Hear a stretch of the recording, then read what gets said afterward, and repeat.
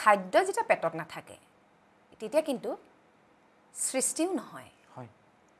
হয় সৃষ্টিশীল মন এটা তোমাৰ ভুকাটোৰ পেটে নিদিয়ে কিন্তু সেই ক্ষেত্ৰত কোৱা আচলতে মই যেতিয়া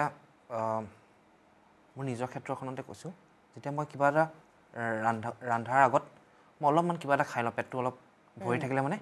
তেতিয়া মনটো খুব মুকলি লাগে কিবা এটা মানে ভাবিবলৈ চিন্তা শক্তিটো বাঢ়ি যায় আচলতে আমাৰ ব্ৰেইনে আচলতে তেনেকৈ কাম কৰে যে তাকো নিউট্ৰিয়েণ্টছ লাগে ব্ৰেইনক আৰু যেতিয়া আমি সৃষ্টিশীল কাম এটা কিবা এটা কৰিব বিচাৰোঁ বা তেনেধৰণৰ কিবা এটা আগবাঢ়িব বিচাৰোঁ আমাৰ যদি ভাল প্ৰপাৰ নিউট্ৰিয়েণ্টছ নাপাওঁ বা প্ৰপাৰ খাদ্য যদি আমাৰ পেটত নাযায় নপৰেগৈ তেতিয়া মানে খুব মানুহজন মানে মানসিকভাৱে হওক শাৰীৰিকভাৱেতো দুৰ্বল হয় মানসিকভাৱেও খুব দুৰ্বল হৈ পৰে মানে যেটো কৈছা সুষম খাদ্য সুষম খাদ্য হয়